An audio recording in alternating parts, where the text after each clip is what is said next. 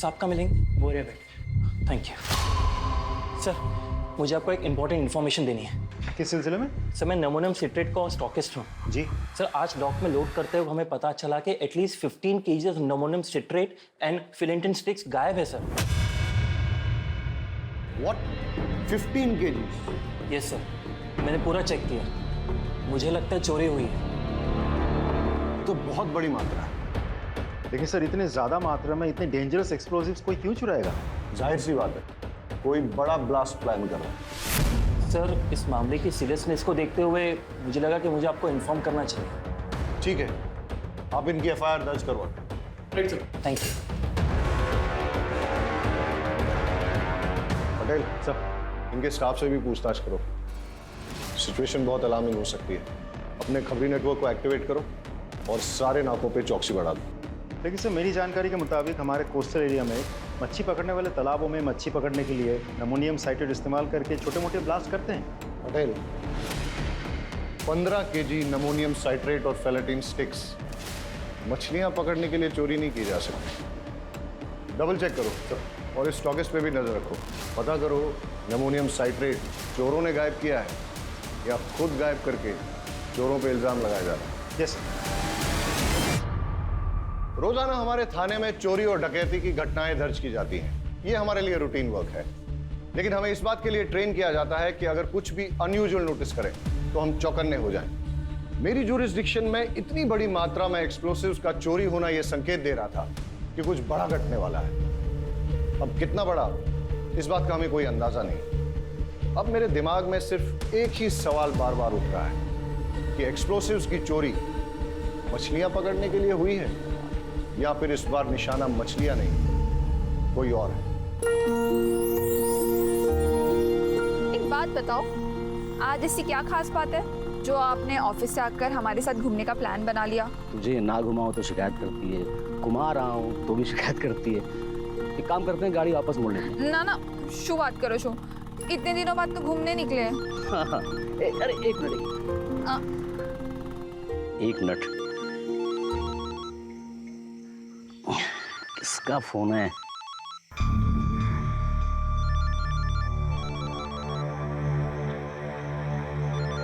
अरे शू अच्छे, कॉल तो उठा लेते। अरे वो अरे लोन वाले का फोन था। ये लोग कभी भी कॉल करते रहते हैं। हाँ सर, यहाँ पे ज़्यादा मच्छी पकड़ने के चक्कर में लोग अमोनियम साइट्रेट का धमाका करते हैं। लेकिन इतनी बड़ी मात्रा में अगर कोई विस्फोटक चुरा रहा है तो इसका इरादा क्या होगा?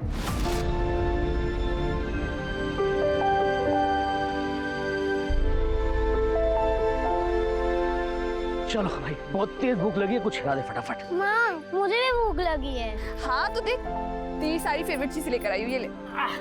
इतना सामान लग रहा है पूरे गांव को खिलाएगी। हाँ, काफी टाइम बाद आया, सोचा एंजॉय करेंगे।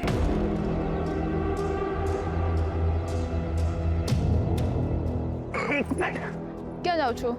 रुकना।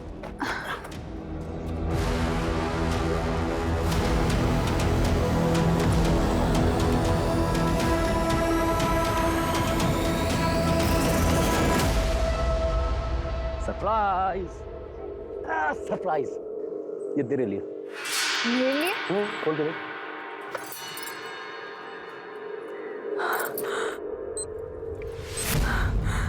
आ तो रेडियो छे। तुझे गाना सुनना पसंद है ना? Thank you. तेरे लिए।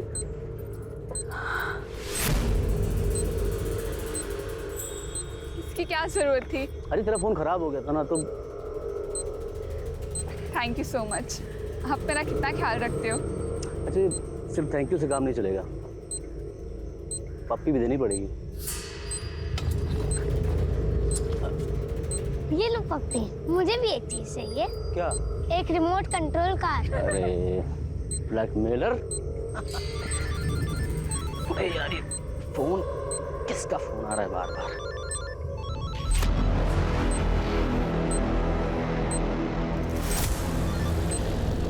हेलो जी, कितनी बार बोला है जब फैमिली के साथ रहूं तो कॉल मत किया कर, समझ नहीं आता तुझे?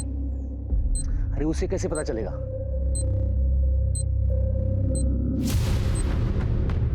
मैं तो संभाल लूंगा, लेकिन अगली बार टाइम देख के, ठीक?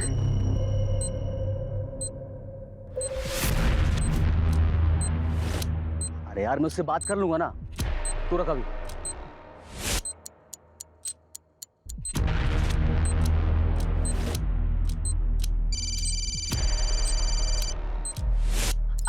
सुनिए ना, किसी का कॉल आ रहा है, मुझे लग रहा है शायद सिम कार्ड वाले कॉल कर रहे हैं। मैं बात करती हूँ।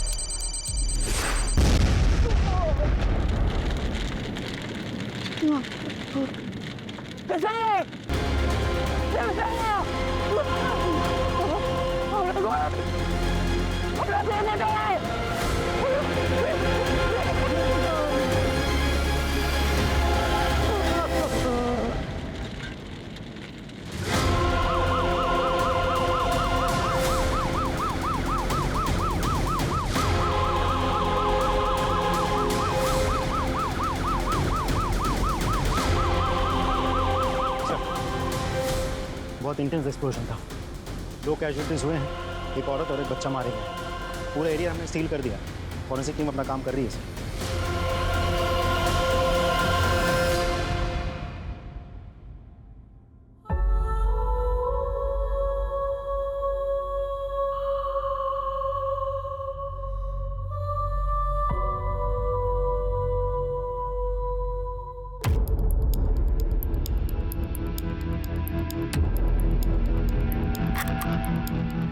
टेररिज्म का कोई एंगल? सर प्राइम फेसी तो नहीं लगता, लेकिन इग्नोर भी नहीं कर सकते। चेक करो क्या एनआईए की कोई रिपोर्ट है क्या, और आसपास के खबरियों से पूछताछ करो कि उन्होंने किसी टेररिस्ट संदिग्ध व्यक्ति या एक्टिविटी को देखा है क्या, और किसने कुछ देखा है, आई मीन आई विटनेस। जी सर, मैं इधर से जा रहा था और देखा कि वो आदमी अपने बीवी बच्चों के साथ अच्छा खासा खेल रहा है सर। इतने में अचानक उसका फ़ोन आता है और वो बात करते हुए सर उधर जाता है। फिर सर बम का जो धमाका यहाँ हुआ ना सर, मेरे तो कान एकदम सुन पड़ गए। ये तो अच्छा हुआ सर कि आज यहाँ कोई है नहीं, वरना यहाँ काफ़ी भीड़ रहती है सर। ओके, इसका मतलब ये कि यहाँ किसी ने इसलिए धमाका किया ताकि ज्यादा से ज्यादा कैजुअलिटीज हो, मतलब टेररिज्म का एंगल हो सकता है। एक काम करो, सारे एरिया को अच्छे से छान मारो और देखो कोई एविडेंस या क्लू मिलता है क्या, और ये भी चेक करो आसपास कोई सीसीटीवी है क्या। Right sir. हेलो ऑफिसर, क्या लगता है आपको? सर पूरी रिपोर्ट तो मैं पूरी जांच होने के बाद ही दे पाऊंगा। फिलहाल कुछ बेसिक एविडेंस मिले, पिकनिक वाली चीज़ें। सर कुछ अनयूजुअल चीज़ें मिली हैं, जैसे ये ट्रांजिस्टर, टूटा हुआ मोबाइल फ़ोन। तो मुझे लगता है ये जो एक्सप्लोजन हुआ है ये ट्रांजिस्टर बॉम्ब है।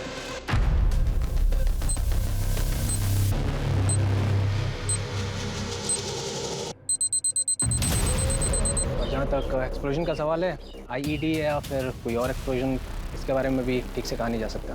थैंक यू ऑफिसर, कोशिश कीजिएगा कि जितनी जल्दी हो सके रिपोर्ट सबमिट कर दें प्लीज़। Sure sir.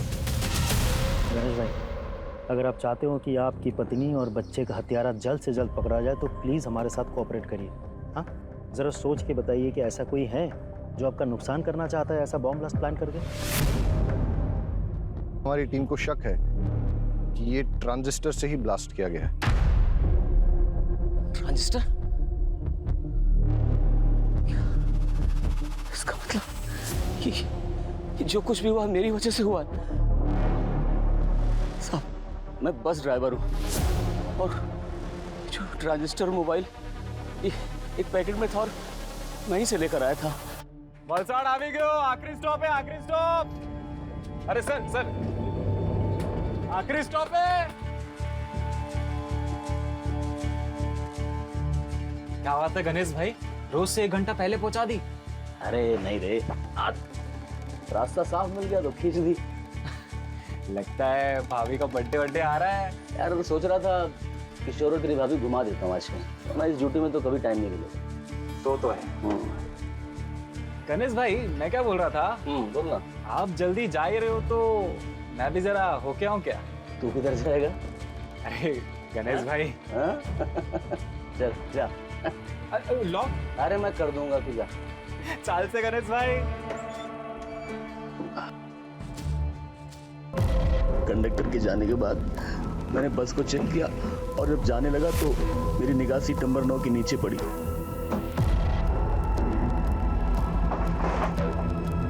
वहां मैंने देखा एक थैली रखी हुई थी।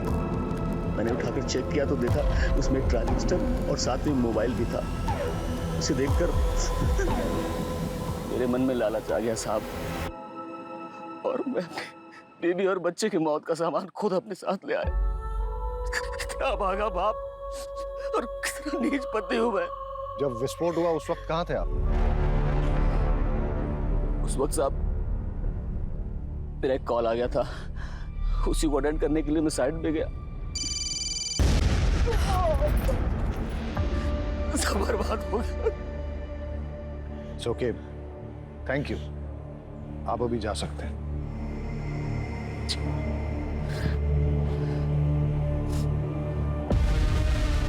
सर, मुझे तो इस गणेश की कहानी पे बिल्कुल भरोसा नहीं है। एकदम सही कह रहे हैं सर, इसकी कहानी पूरी मनगढ़ंत लगती है।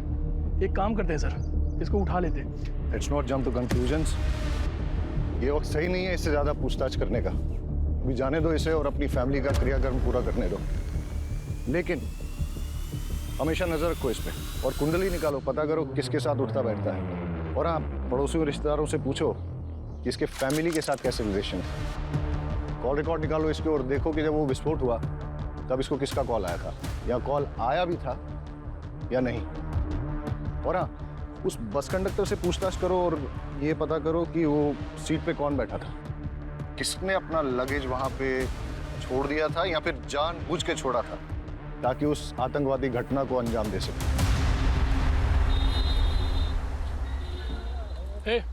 नीचे आ। अच्छा, तुम्हें याद है कि सीट नंबर 9 पे कौन बैठा था? Seat number 9? नहीं सर। रजिस्टर या टिकट की कॉपी ऐसा कुछ होगा? सर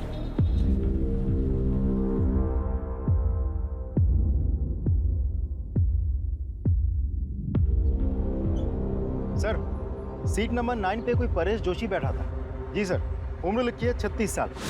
सर, ये परेश जोशी उबरात से बैठा था और ये बस भी उबरात से ही निकली थी। सर, इंटरेस्टिंग बात तो ये है कि गणेश की बीवी उषा, जिसकी बॉम्ब ब्लास्ट में मौत हुई, वो भी उबरात से ही है। सर मैंने गणेश के पड़ोसियों से बातचीत की। पड़ोस में रहने वाली एक महिला ने बड़ी अजीब बात बताई। अरे साहब, पनौती है वो तो, उसकी तो कुंडली में लिखा हुआ था कि वो जिससे भी शादी करेगा वो मर जाएगी। और उषा तो उसकी तीसरी बीवी है। पहली बीवी जो थी ना, वो तो कार एक्सीडेंट में मर गई थी। और दूसरी बीवी, वो तो बेचारी हमेशा बीमार ही रहती थी। और फिर किशोर को पैदा करते समय वो मर गई। और 1-2 साल के बाद में ये उषा को बहलाया, क्योंकि चुपचाप। अरे उषा के माँ बाप ने तो किसी से पूछा ही नहीं। अगर मुझसे पूछते मैं तो मना ही कर देती। सर, एक इंपॉर्टेंट लीड मिली है। गणेश के कॉल डिटेल से पता चला है कि अंडरवर्ल्ड के लोगों के साथ उसकी रेगुलर बातचीत होती थी। और ब्लास्ट के वक्त उसे जो कॉल आया था वो कॉल कमलेश केसवानी का था, जो एक अड्डा चलाता है सर छिपे। और ये गणेश की क्या रिपोर्ट है? कहाँ है वो? सर आ जाओ। सर, ये क्या बात हुई? मेरी पत्नी और बेटे की चिता की आग भी ठंडी नहीं हुई अभी तक, और आप लोगों ने इस तरह जबरदस्ती बुला लिया मुझे। तुम्हारे बयान ने हमें मजबूर किया है गणेश कि तुम्हें यहाँ फिर से बुलाया जाए। सर, आपको क्या लगता है कि मैंने अपनी पत्नी और बेटे को खुद बम से उड़ा दिया? कमलेश केसवानी, कैसे जानते हो उसे? तुम्हें क्या लगा तुम हमें बताओगे नहीं तो हमें पता ही नहीं चलेगा कि तुम्हें इंपॉर्टेंट कॉल किसका है, जिसे अटेंड करने के लिए तुम घटनास्थल से दूर चले गए थे और उसी टाइम विस्फोट हुआ था जिसमें तुम्हारी पत्नी और बच्चा मारे गए। कमलेश केसवानी ने फोन पे तुमसे क्या कहा और तुम्हारा लेन देन क्या है उसके साथ? सर, जुआ खेलने की लत है मुझे। शुरू में तो बहुत जीता मैं, लेकिन पता नहीं सर 5-6 महीने से किस्मत ही खराब है कि मैं बहुत पैसा हार गया। अब जितने भी देनदार थे सब ने मुझसे पैसे मांगने शुरू कर दिए। मेरे पास पैसे कहाँ थे जो मैं देता? सबसे मैंने हाथ जोड़ कर कहा, भाई पैसे मेरे पास आएंगे तो एक पैसा सबको चुका दूंगा मैं एक बड़ा हाथ मारने के इंतज़ार में था कि वो हो जाए तो मैं सबके पैसे वापस कर दूँ। फिर उस दिन कमलेश का फ़ोन आया, उसने बोला कि एक बहुत बड़ी बाजी होने वाली है जिसमें कुछ नौसिखिए खेल रहे हैं। उसने बोला कि तुम जल्दी पहुँच जाओ और अगर तुम गेम खेल लोगे तो अच्छे खासे पैसे जीत जाओगे। बस इतना ही या कुछ और भी है? नहीं, इतना ही कहा था सर। अच्छा, वो ट्रांजिस्टर बॉम्ब तुम्हें कहाँ से मिला? बस में सीट नंबर 9 के नीचे से मुझे मिला। झूठ बोल रहे हो तुम गणेश। बॉम्ब तुमने बनाया, फिर ये सारी झूठी कहानी तुमने बनाई ताकि लोगों की सिंपैथी मिले, कोई तुम पे शक ना करे। सर, मेरा यकीन कीजिए, मैं झूठ नहीं बोल रहा हूँ, मैं सच बोल रहा हूँ। तुम्हारा बयान और तुम्हारी हरकतें हमें मजबूर कर रही हैं कि हम तुम पे यकीन न करें। हिरासत में लो उसे और अच्छे से पूछताछ करो। सर, ये क्या कर रहे हैं सर? अरे सर, मैंने कुछ नहीं किया, मैं बता सर। प्लीज सर एक बहुत बड़ी इन्फॉर्मेशन मिली है, इसलिए मुझे खुद ही आना पड़ेगा। सर ये जो बॉम्ब ब्लास्ट हुआ है इसमें नमोनियम साइट्रेट और फिलेटिन स्टिक्स का इस्तेमाल हुआ है। और सर ये सब कुछ ठूस ठूस के एक ट्रांजिस्टर में भरा गया था, जिसे एक मोबाइल फ़ोन से एक्टिवेट किया गया था। जाहिर है कि बम बनाने वाला कुछ बड़ा धमाका करना चाहता था। इनफैक्ट मैं भी ये सस्पेक्ट कर रहा था, क्योंकि कुछ दिन पहले हमारे यहाँ एक स्टॉकिस्ट रिपोर्ट लिखाने आया था कि उसके डॉक से अपलोड करते हुए करीबन 15 kg एमोनियम साइट्रेट और फिलेटिन स्टिक्स चोरी हुए। वेल सर अगर ऐसा है तो दैट्स नॉट गुड न्यूज़, क्योंकि जितनी मात्रा एक्सप्लोसिव इस ट्रांजिस्टर में लगे थे तो बचे हुए एक्सप्लोसिव उससे 2 बॉम्ब और बनाए जा सकते हैं। पटेल सर, सारे एरिया में रेड अलर्ट घोषित करवा दो और वो रिपोर्ट पे इन्वेस्टिगेशन कहाँ पहुंची है मुझे अपडेट करो। हम अपने एरिया में और एक ब्लास्ट अफोर्ड नहीं कर सकते सर। और ऑफिसर, मैं चाहूंगा कि आप भी वो रिपोर्ट एक बार देख लें। पटेल, इन्हें एक बार वो रिपोर्ट दिखाएं। आप आइए। इस केस के सारे प्राइमा फेसी एविडेंस गणेश के खिलाफ नजर आ रहे हैं, लेकिन ऐसा भी हो सकता है कि गणेश जो कहानी सुना रहा है वो झूठ नहीं बल्कि सच है। और अगर ऐसा है तो आज हुए विस्फोट से हम ये सबक ले सकते हैं कि ये तय है कि शहर में और एक विस्फोट होने वाला है, जिसके लिए बॉम्ब या तो बनाया जा रहा है या फिर बना हुआ है। मुझे अंदेशा हो रहा है कि ये केस ऊपर से जितना सरल नजर आ रहा है उतना है नहीं, इसमें कोई ना कोई पेंच जरूर है। सर, फॉरेंसिक ऑफिसर के मुताबिक मोस्ट प्रोबेबली ये ब्लास्ट उन्हीं एक्सप्लोसिव से किए गए हैं जिनकी चोरी हुई है, और ब्लास्ट के साइट से हमें जो सैंपल्स मिले हैं वो स्टॉकिस्ट के सैंपल्स के साथ 90% मैच होते हैं। इसका मतलब श्योरली एक और ब्लास्ट होने वाला है। पटेल, गणेश की बीवी उबरात से है, जहां से गणेश की बस आई थी, और उस बस में सीट नंबर 9 पे परेश नाम का आदमी जो बैठ के आया था वो भी उबरात में ही बस में चढ़ा था, राइट सर? एक काम करते हैं, उबरात चलते हैं, वहां 2 टीम बना के जांच करते हैं। आई एम श्योर कोई ना कोई क्लू जरूर मिलेगी, राइट सर?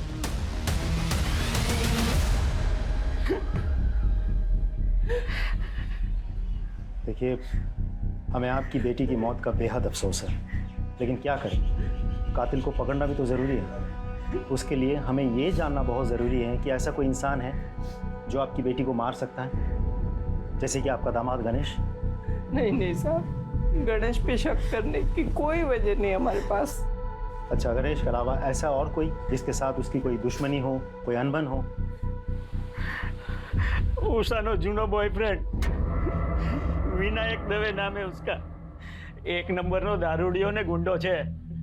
उसने अपनी चिकनी चुपनी बातों में उषा को फंसा लिया था, पूरे उपरात में बदनाम कर दिया था। बड़ी मुश्किल से हमने अपनी बेटी को समझा बुझाकर उससे पीछा छुड़वाया। यहाँ उषा से कोई शादी करने को तैयार नहीं था। ऐसे में अपने रिश्तेदारों के जरिए हमें गणेश का रिश्ता आया। और विनायक का क्या रिएक्शन था? वो तो धमकियों पे उतर आया था, धमकी देने लगा था कि उषा को नहीं छोड़ेगा। इस उषा के कॉल डिटेल्स निकलवाओ और लोकल पुलिस को कहो कि विनायक दावे के बारे में पूछताछ करें और हमें रिपोर्ट करें। जी सर। परेश जोशी। जी हूँ चू, और ये मेरी वाइफ मेघा। अच्छा, जब आप उबरात से वलसाड़ जा रहे थे तो आपके पास कोई बैग था? हाँ था, पर वो बैग तो अब भी मेरे पास है, ये रहा। आर यू श्योर कि बस में आपसे कुछ छूटा नहीं था? नहीं सर, बैग के अलावा मेरे पास कुछ भी नहीं था। चले परेश भाई, सुना है कि आज अपनी तरफ मछलियां। पुलिस? परेश भाई શું થયું? सब ठीक है ने? भाभी? सर ये मेरा दोस्त है सागर कोहली। ठीक है, अभी तो हम चलते हैं, लेकिन अगर आपको इस बीच कुछ भी याद आता है तो हमें बताइएगा जरूर। जी सर, पक्का।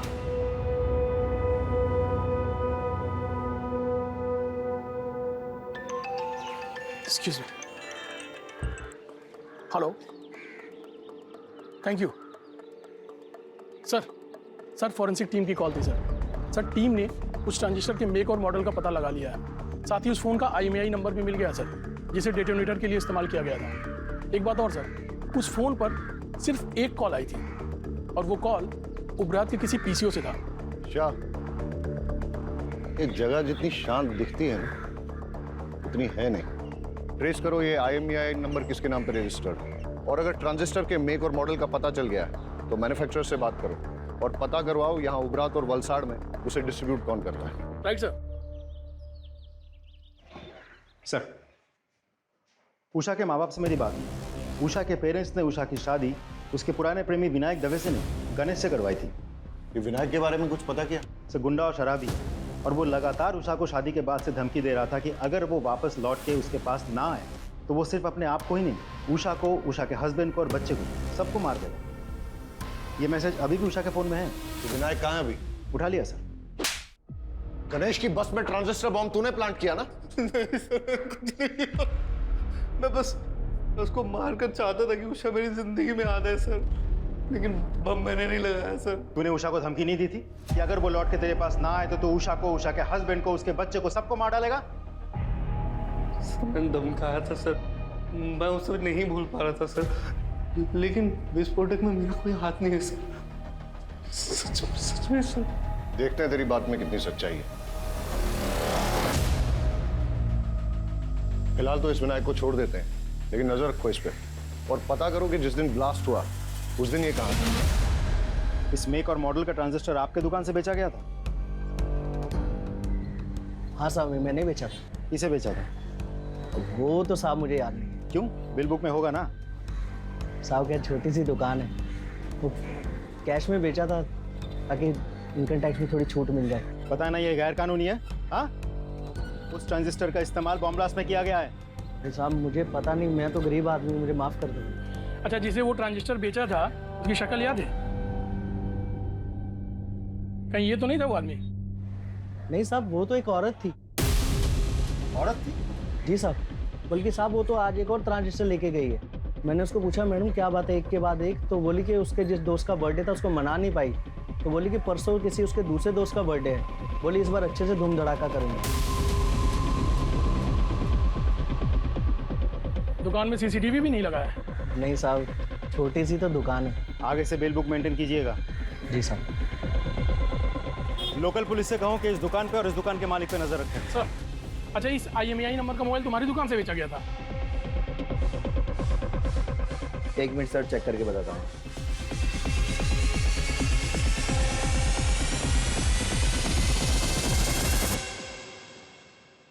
जी सर। किसको बेचा था? एक औरत ने बर्थडे गिफ्ट देने के लिए मोबाइल खरीदा था और उसी के नाम पे सिम भी लिया था। उसका नाम विकास मेहता, इसी एरिया में रहता है। सर, ये जो उषा का एक्स बॉयफ्रेंड विनायक है, ये इसी विकास मेहता का आदमी है? हाँ सर, आज सुबह एक और मोबाइल खरीदा गया उसी नाम पे सर। इस विकास मेहता के डिटेल्स दीजिए। ये लीजिए सर। सर, जिस तरह की औरत का ब्यौरा उन दुकानदारों ने दिया है, ऐसे में तो कोई हो सकता है। मेरा मतलब गणेश या विनायक।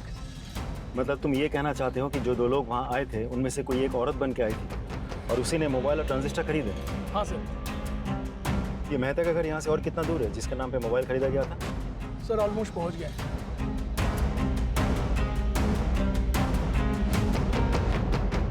ओह हेलो, क्या ये सरकारी गार्डन नहीं है जो अंदर घुसते चले जा रहे हो? मेरा घर है, मेरी परमिशन के बिना यहाँ पत्ता भी नहीं हिलता। वलसड में जो बॉम्ब ब्लास्ट हुआ था, क्या जानता है उसके बारे में? इतनी जानकारी है जितनी न्यूज़ और पेपर में दिखाई गई, समझा? अच्छा, तो जिस मोबाइल से उस बॉम्ब को एक्टिवेट किया गया था उसका रजिस्ट्रेशन तेरे नाम पे क्या कर रहा है? हाँ? सर शुरुआत करो तो मैं, कौन सा मोबाइल, कैसा मोबाइल? सर मेरा मोबाइल मेरे पास है सर। क्यों, अभी टोन चेंज हो गया तेरा? सर मैं सच बोल रहा हूँ, मेरा मोबाइल मेरे पास है। आप, मुझे नहीं पता आप कौन से मोबाइल की बात कर रहे हैं। सर ये ऐसे नहीं मानेगा, इसको पुलिस स्टेशन लेके चलते हैं, फिर सब सच उगलेगा। वलसड में बॉम्ब ब्लास्ट करवाने के जुर्म में तुझे गिरफ्तार किया जा रहा है। और कोई सवाल? ये IPC की कौन सी धारा लगाऊं यही बता दूं। लेकर आओ इसे। चल मेरी बात सुनो, मेरा कुछ नहीं है इसमें। अरे एक भाई मारी बात मारो। अरे मैं कहीं नहीं करी, मैंने क्या मारो जो? अरे साहब मेरा यकीन कीजिए, मैंने कुछ नहीं किया, वो बॉम्ब प्लान नहीं किया मैंने। ये विनायक तेरा ही आदमी है ना जिसे तूने गणेश की बस में बॉम्ब रखवाया था? अरे साहब वो एक नंबर का नशेड़ी और शराबी किस्म का इंसान है, वो क्या किसी बस में बॉम्ब प्लान करेगा? उसे शराब पीने से तो फुर्सत मिलती नहीं है। साहब जो हमारी बात सांभो, तब खोटा मानस ने पकड़ी मुकी है। अरे वो बाहर गुनेगार फिर रहा है, उसको पकड़ो जाके। ये जब तक सच ना उगले ना, उठते रहो इससे। हमारी बात सांभो, तब खोटा मानस से पकड़ो। सर, मेहता कुछ बोला? बहुत तोड़ा सर, लेकिन मुंह नहीं खुल रहा है। बहुत शातिर है। बैकग्राउंड क्या है उसका? नामी गुंडा है सर, आसपास के एरिया में दादागिरी करता फिरता है। ऑलरेडी बहुत सारे केसेस दर्ज है उस पर। एक बात और सर, मेहता के जिस KYC डॉक्यूमेंट्स पर वो सिम कार्ड खरीदा गया था वो फेक है। मतलब कोई मेहता को इस केस में फंसाना चाहता है? हो सकता है और नहीं भी हो सकता, लेकिन तुमने कहा कि मेहता बहुत शातिर है और कई केसेस दर्ज हैं उसमें, इसलिए ऐसा हो सकता है कि अपने आप को प्राइमा फेसी सस्पेक्ट बनाने के लिए उसने ये सब जानबूझ के किया और बाद में सिंपैथी पाकर सस्पेक्ट लिस्ट से बाहर हो गया। मोबाइल और ट्रांजिस्टर की दुकान से कुछ पता चला? सर कुछ खास नहीं, लेकिन दोनों दुकानदारों ने एक अजीब बात कही। जिस लड़की ने पहले मोबाइल और ट्रांजिस्टर खरीदा वो आज सुबह फिर आई थी। जब दुकानदारों ने पूछा कि ऐसी भी क्या खास बात हो गई, तो पता है उस लड़की ने क्या कहा?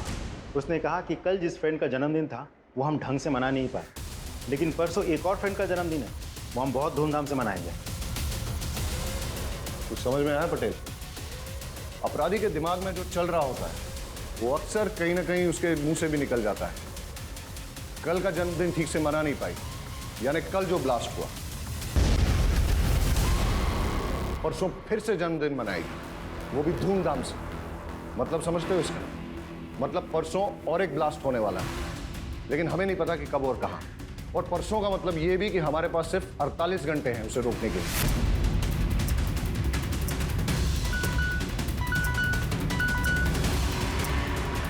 Yes, what? विकास मेहता के खिलाफ आपकी पत्नी ने पुलिस स्टेशन की रिपोर्ट लिखाई थी? जी हाँ सर। दरअसल उस दिन परेश जी अपने दोस्त के साथ सूरत गए थे और मैं घर पर अकेली थी। जय श्री कृष्ण। जय श्री कृष्ण। परेश भाई છે? वो तो सूरत गए हैं सागर के साथ। हाँ, कई वांधो नहीं, હું પછી આવી જઈશ। अब एक गिलास पानी मिलेगा? जी जी, आप बैठिए ना, मैं लेके आती हूँ।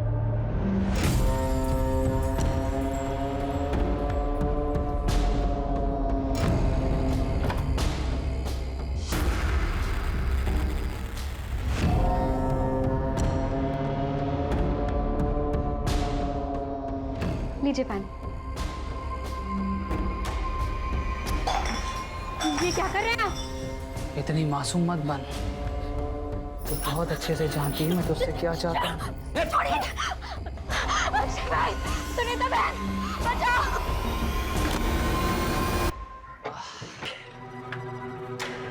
मेघा, मेघा, अरे શું થયું તને? ये ब्लाउज किसने फाड़ा तुम्हारा? मेघा,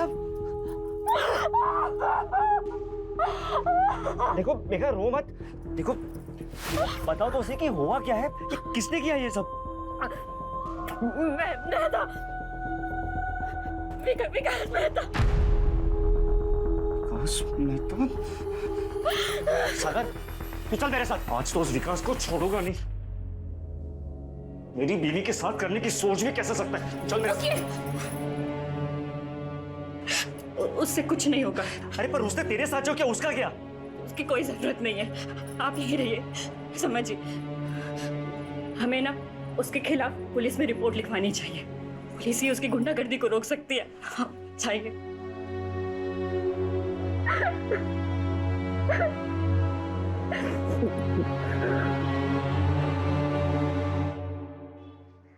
सर मुझे तो लगता है excuse me sir. Hello sir, मुझे तो लगता है मेहता ने ही बॉम्ब प्लांट किया था या करवाया था, और टारगेट था परेश। लेकिन अगर मेहता को सर बड़ी इंटरेस्टिंग इन्फॉर्मेशन मिली है। सर गणेश ने लगभग 1 महीना पहले अपनी पत्नी उषा के नाम पर 25 लाख की इंश्योरेंस पॉलिसी करवाई। 1 महीना पहले तूने अपनी बीवी के नाम पे 25 लाख का इंश्योरेंस लिया था। इतने सारे कोइंसिडेंसेस नहीं हो सकते, इसलिए सच सच बता दे। ज्यादा मारपीट नहीं होगी, इसलिए जेल जाओ और वहां पश्चाताप करो, वरना खाल खींच के उसमें तेज मसाला भर दूंगा, समझा? जितना मुझे पता था मैंने सब आपको बता दिया। इससे ज्यादा मैं कुछ नहीं जानता। सिर्फ सच बोलेगा। सच ही तो बोल रहा हूँ सर, कि मेरी बात का कोई विश्वास ही नहीं कर रहा है। चल ठीक है, मान लेते हैं।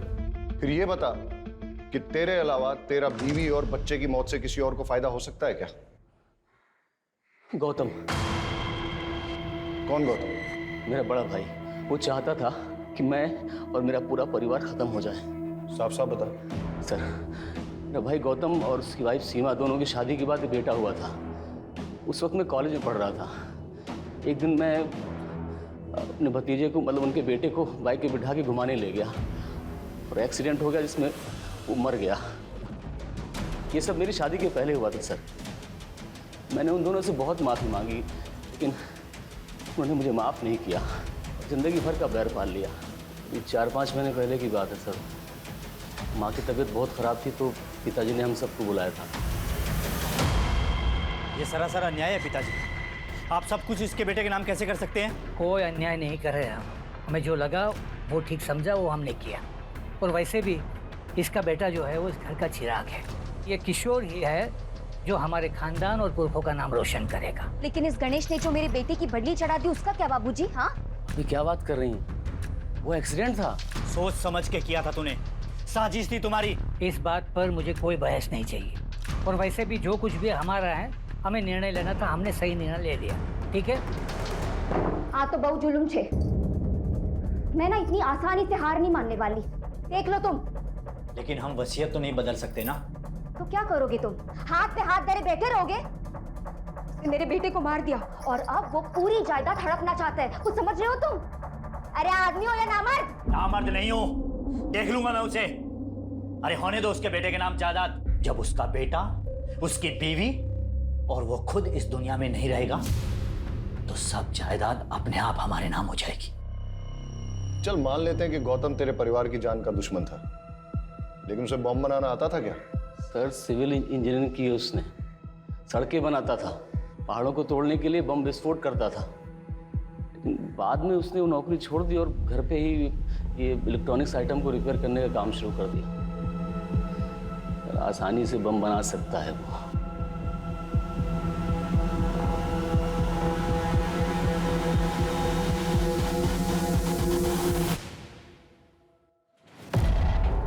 गौतम भगत जी, तुम्हारे भाई की बीवी और बच्चे की मौत हो गई बॉम्ब ब्लास्ट में, तुम एक बार देखने तक नहीं गए?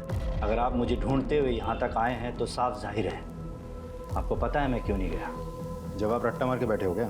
पढ़ा लिखा हूँ, इंजीनियरिंग की है मैंने। घटना वाला दिन तुम थे कहाँ? मैं अपनी बीवी और बेटी के साथ अपनी साली के घर गया था, राजपीपला। बस से गए थे? टिकट तो होगी? कोई सर्टिफिकेट है जो संभाल के रखा जाए? तुम्हारी बेगुनाही का सर्टिफिकेट हो सकता था। मुझे अपनी बेगुनाही साबित करने में कोई दिलचस्पी नहीं है। आप काफ़ी दूर से आए हैं, कुछ लेंगे? ठंडा पानी कुछ?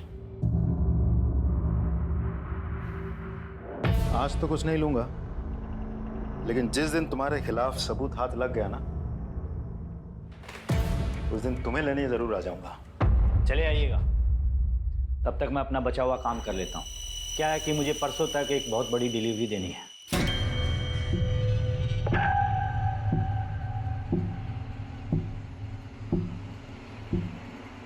जी सर, और जैसा उसका बैकग्राउंड है और जिस तरीके से वो मुझसे बात कर रहा था, मुझे तो लगता है ये पूरी घटना के लिए वही जिम्मेदार है।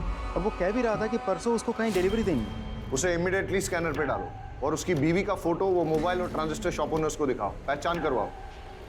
हो सकता है कि ये इन्हीं का किया करा है। ये नहीं थी? नहीं साहब, ये नहीं थी।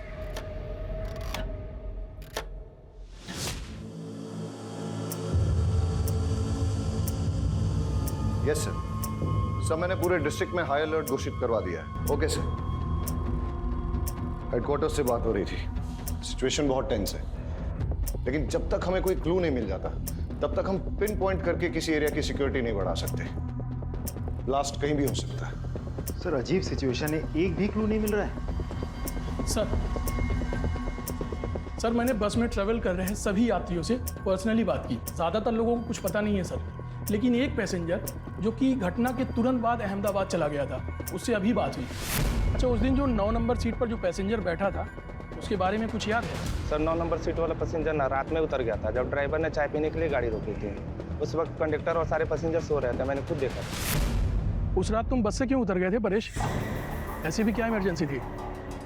सर दरअसल मेरे फ्रेंड के पिताजी को हार्ट अटैक आया था और उसकी मदद करने के लिए कोई भी नहीं था।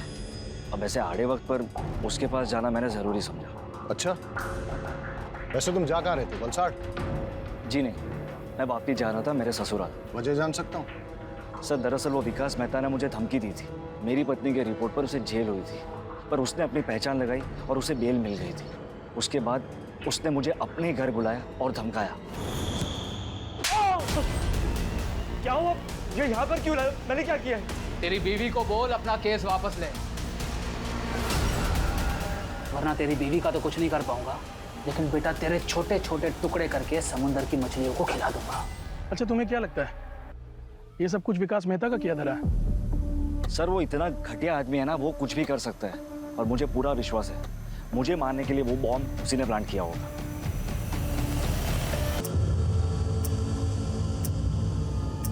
सर एट प्रेजेंट हमारे पास टोटल 5 थियरीज है जिन पे हम काम कर सकते हैं। पहली, गणेश ने अपनी बीवी उषा को मारने के लिए बॉम्ब प्लांट किया। सारे स्टेटमेंट्स और कोइंसिडेंस के मुताबिक गणेश हमारा प्राइम सस्पेक्ट बनता है। दूसरी, गणेश के भाई गौतम ने अपनी दुश्मनी और प्रॉपर्टी पाने के चक्कर में गणेश और उषा को मारने के लिए बॉम्ब प्लांट किया, लेकिन हमारे पास गौतम के खिलाफ कोई ठोस सबूत नहीं है। तीसरी, मेहता ने परेश को मारने के लिए बॉम्ब प्लांट किया। मेहता के पास मोटिव भी है, उसका बैकग्राउंड उसे सपोर्ट भी करता है, बट अगेन उसके खिलाफ भी हमारे पास कोई ठोस सबूत नहीं है। और सर चौथी थ्योरी के हिसाब से विनायक ने अपनी गर्लफ्रेंड उषा के पति को मारने की प्लानिंग की। उसके पास मोटिव तो है सर, बट हमारे पास कोई प्रूफ नहीं है।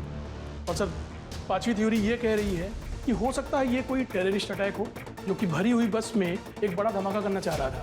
और थ्योरी नंबर 6, ये सब इस परेश का किया जा रहा है ताकि ये मेहता को इस केस में फ्रेम कर सके। And not to forget, Paresh एक मछुआरा है, इसलिए अमोनियम साइट्रेट का इस्तेमाल करना जानता है।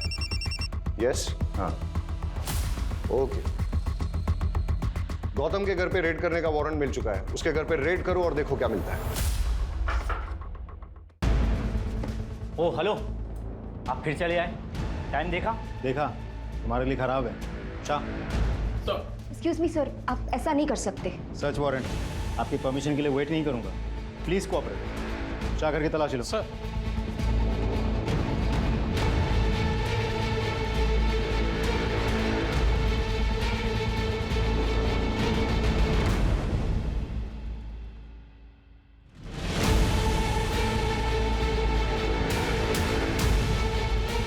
सर ये देखिए क्या मिला।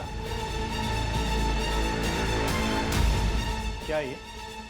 Ammonium citrate. ये तुम्हारे घर में कैसे? एक छोटे से एक्सपेरिमेंट के लिए था। छोटा सा एक्सपेरिमेंट तुम्हारे लिए भारी ना पड़ जाए। ले आओ। अरे सर नहीं, अरे क्या कर रहे हो आप? सर अरे सर, गौतम को बहुत तोड़ा, लेकिन वो मानने को तैयार ही नहीं है कि ये बॉम्ब उसने बनाया था या ब्लास्ट उसने करवाया था। सर उसकी वाइफ को भी आज सुबह लोकल पुलिस ने अरेस्ट कर लिया, लेकिन उसने सिर्फ एक ही रट लगा रखी है कि वो दोनों बेगुनाह हैं। जैसे जैसे ब्लास्ट का टाइम नजदीक आ रहा है वैसे वैसे ये केस और उलझता जा रहा है। मैंने उबरात की उन दोनों दुकानों पे जहां से कि मोबाइल और ट्रांजिस्टर खरीदा गया था, वहां तक जाने वाले सारे रास्तों की सीसीटीवी फुटेज मंगाई है। हम उसे अच्छे से चेक करते हैं। आई एम श्योर कोई ना कोई क्लू जरूर मिलेगा।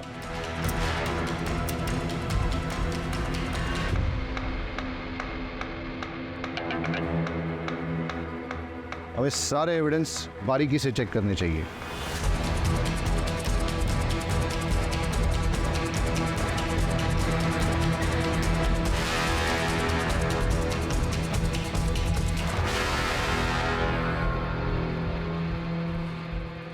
ये क्या है? सर कपड़ों के दुकान का पॉली बैग है, वो भी उबरत का। मतलब गणेश की पत्नी उषा जिसकी मौत हुई बॉम्ब ब्लास्ट में, वो भी तो उबरत से ही थी। तो ऐसा भी तो हो सकता है कि वो कुछ लाई होगी सामान वामान बाजार से और फिर इस बैग में रख दिया होगा, इस पैकेट को या पॉलीथीन बैग में। ये बैग की कंडीशन अभी ठीक है, लगता है नया सा है। इसलिए जाके दुकान में पता करो कि पिछले 1 महीने में वहां पे किस किसने खरीदारी की। सर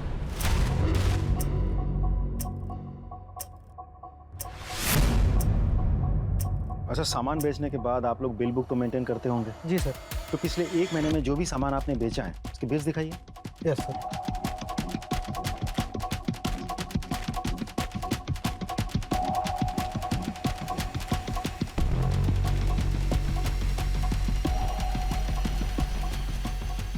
किस डेट की फुटेज मिलेगी? लीजिए सर।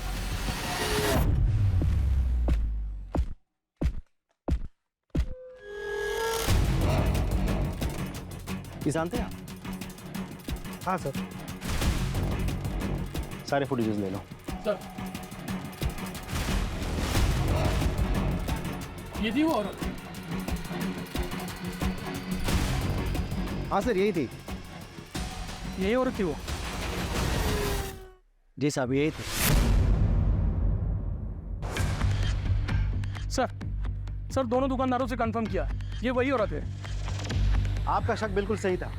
जिस चीज़ को हम हल्के में ले रहे थे वही चीज़ हमें कल्प्रिट तक पहुंचाएगी। इनफैक्ट कल्प्रिट का पता चल गया है, एटलीस्ट चेहरा तो दिख गया। We are running against time, लेकिन लकीली हमें पता है कि कल्प्रिट कौन है। लेकिन हमारे पास उसके खिलाफ न तो कोई एविडेंस है और न ही सबूत, इसलिए हमें उसे रंगे हाथों पकड़ना होगा। हम सब सादे कपड़ों में गांव में फैल जाएंगे और निगरानी करेंगे और इंतजार करेंगे कि कल्प्रिट कब और कहां बॉम्ब को प्लांट करता है, और जैसे ही वो बॉम्ब को ब्लास्ट करने की कोशिश करेगा तभी हम उसे जाके रंगे हाथों पकड़ लेंगे। Am I clear? Yes, sir. Let's go.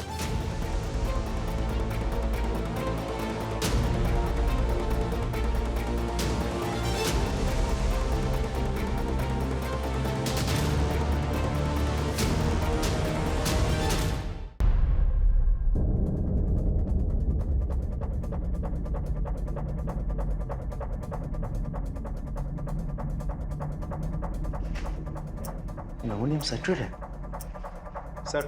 हाँ पटेल। सर, हमारा शक बिल्कुल सही निकला। चुराया हुआ अमोनियम साइट्रेट और फिलेटिन स्टिक्स यहाँ छुपाए गए हैं और बॉम्ब बनाने का सारा सामान भी यहाँ मौजूद है। तुम उस पर नजर जमाए रखो, मैंने भी इसको रडार पे ले लिया है। Right sir. मेघा, चलो निकलो जो। हाँ,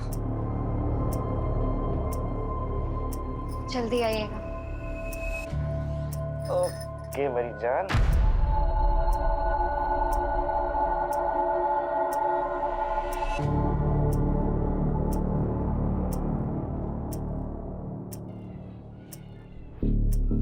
हाँ, मैं उसका पीछा कर रहा हूँ, तुम उस पर नजर रखना।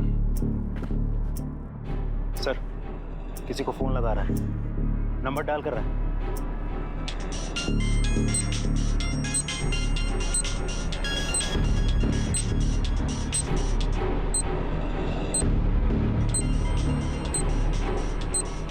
आवाज क्या थी आज?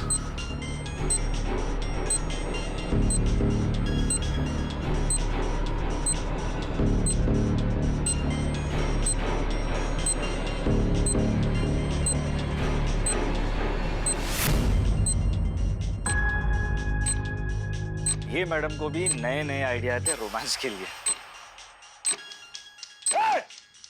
रुक, फोन मत उठाना, रुक, कॉल मत उठाना। अरे सर, अब हुआ क्या लेकिन?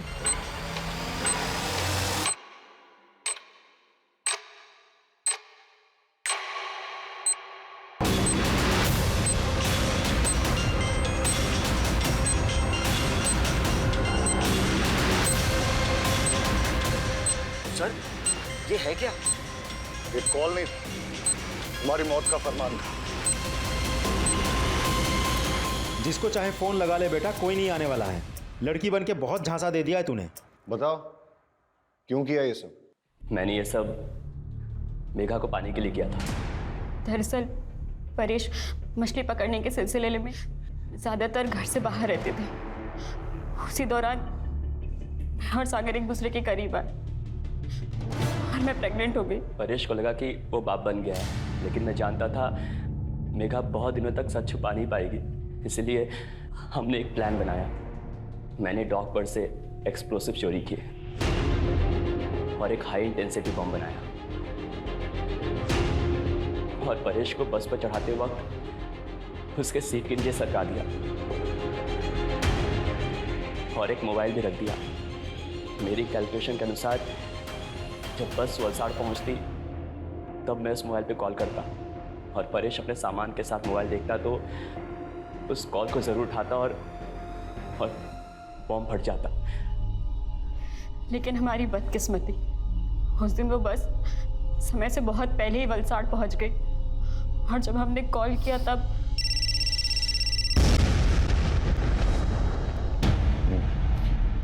ये विकास मेहता का क्या चक्कर था? उसे मेरे और सागर के अफेयर के बारे में पता चल गया था। मुझे वार्न करने आया था। मैंने उस पर मॉलेस्टेशन का झूठा इल्ज़ाम लगाकर उसे जेल भिजवा दिया। विकास मेहता बेल पर बाहर आ गया था।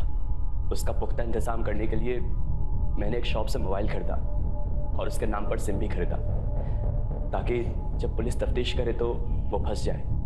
और उसे सजा मिले। लेकिन उस कपड़ों की दुकान की सीसीटीवी फुटेज पे हमने तेरी शक्ल पहचान ली और तेरा खेल खत्म हो गया। मैं पूरी कोशिश करूंगा कि तुम दोनों को कड़ी से कड़ी सजा हो।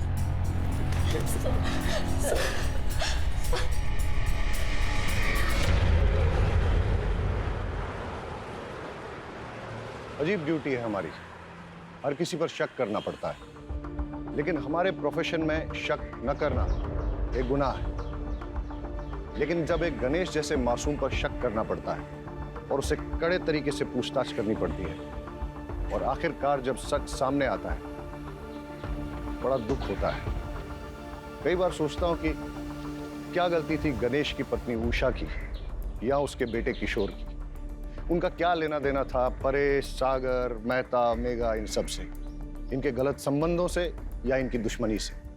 लेकिन फिर भी इस षड्यंत्र का शिकार उन्हें बनना पड़ा। वजह लालच। अगर गणेश ने वो बैग खुद ना रख लिया होता और पुलिस को लाके सौंप दिया होता तो शायद ये हादसा नहीं होता। सर हेडक्वार्टर से कॉल आई थी, एक बस में कुछ लोगों को बंधक बना लिया गया। चलो सर।